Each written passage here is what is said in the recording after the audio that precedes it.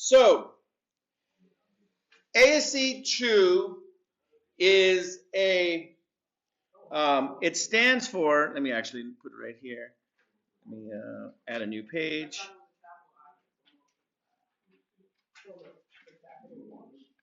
So AQR 7.7 ASCII 2 conversion. So ASCII 2 stands for the American Standard Code for Information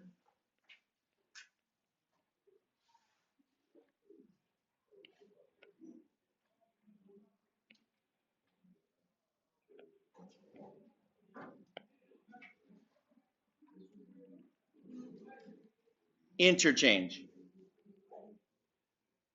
So technically it's ASCII. Okay?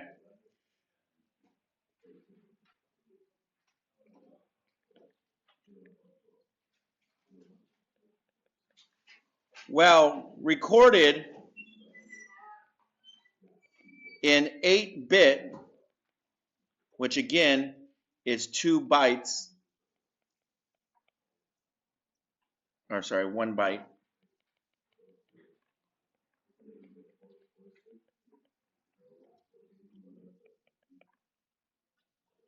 It uses 7-bit values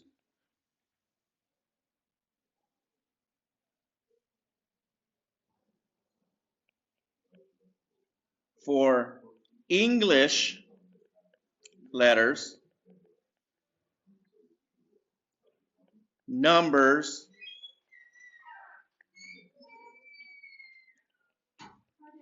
control characters,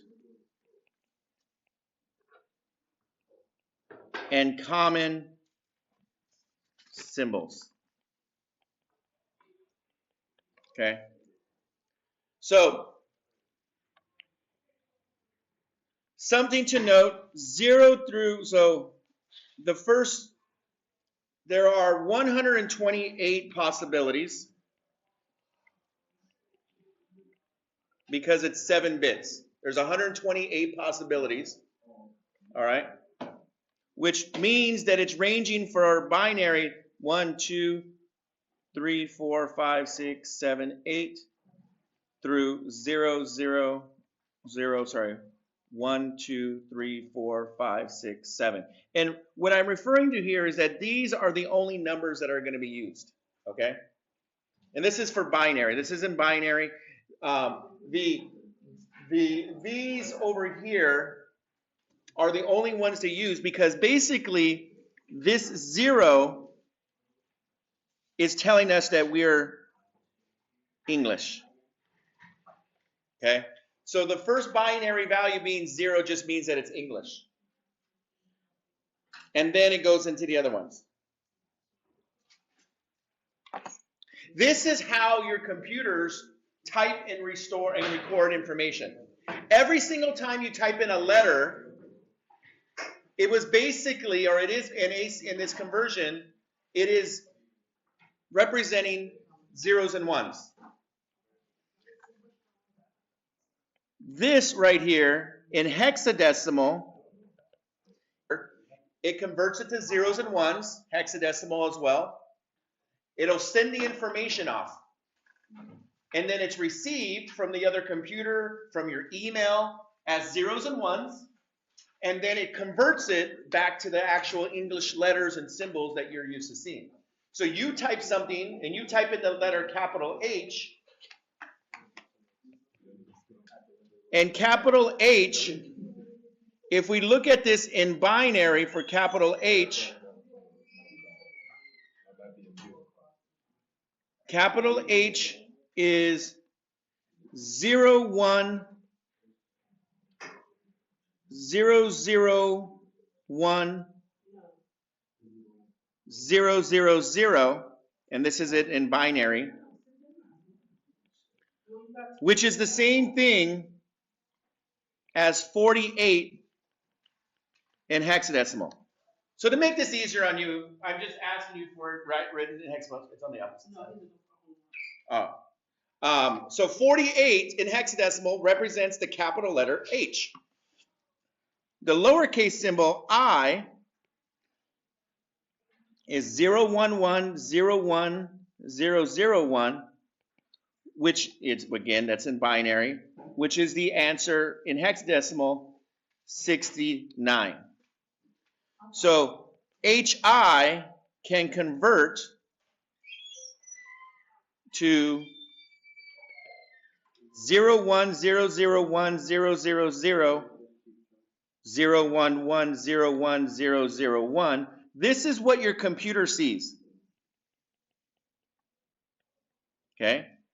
Or we can say it's 4869. This is what the computer sends. It groups all the stuff in binary. So when it sends this number, it's telling us what the zeros and ones are. Now remember, all those little transistors are on the computer are reading these. So it's reading them in groups of 8 when you were saying, hey, this is a text, use this system. So when we have this system, it knows what it's using, and we can computer and we can get this input and output. And that's what you were doing on there. Zeros and ones. It also works with zeros and ones. So it's all zeros and ones encoded. Now, the processing currently, this right here was 8-bit, all right, which is 1 byte. Now computers are actually processing 64 bits, which just means that the first, because we only need the last 7. Basically, when it's sending the same information, it's a bunch of zeros, and then the last 7 digits is all it, which it's going to get looked at. So it's a bunch of zeros, and then the 0, 1, 0, 0. So, but there'll be a bunch of zeros in front, because it's sending 64 zeros and ones every single time it does anything. That's in our current computer stage that we're doing. It's sending 64 zeros and ones at every single stage. And again, we can also just think of this in hexadecimal as what it's sending. Does that make, is that? So it's a little bit. Yeah, 76. So yeah, there's a bunch of zeros it's sending. So then it just, because it's so many possibilities, and that's what it's doing. The combinations of these zeros and ones are then read, and it tells us what to do. There's an internal conversion that's been built into the computers, the AI, all of this stuff that says these zeros and ones mean to do this.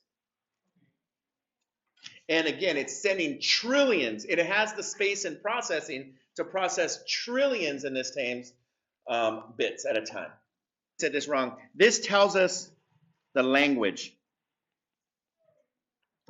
Sorry, so I was wrong at this saying right here. This is not true. This is not English. I was wrong right here. So when stuff is sent, it will first off send out something that said, hey, use English. Because how do I know which zeros and ones represent English versus another language? So the first one, for example, US, is right here. So it's saying when you send this one first, it says, all right, everything I'm going to send you afterwards is now in English. So, and then versus all these Canadian, Russian, French, all those different ones. Do we have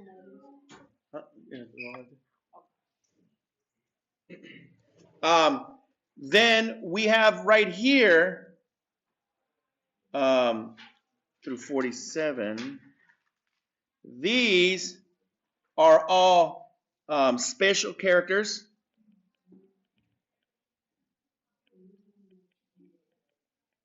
So note that I'm going to be utilizing the space. You will need to know space, and we will need to use the capital ones. I put those in there. We then have our numbers right here. We have more special cases all the way through here. And then we have our capital letters. You can see all our capital letters. Some more special characters. Lowercase letters. And finally, some more special characters after the fact.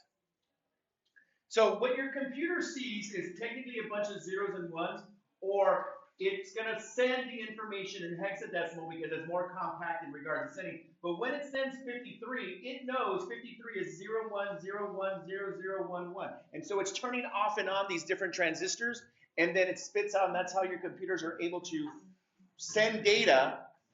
That's what's being sent. So when you think like the matrix, or they say, oh, everything is just a bunch of zeros and ones, because that's what's being done. Your computer is sending a bunch of zeros and ones, and it's converted.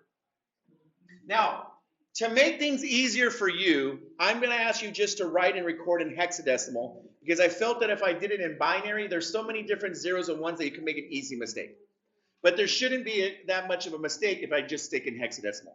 But hexadecimal is just binary shorthand. So if I were to write something like hexadecimal, and I gave you the hexadecimal 4E 6F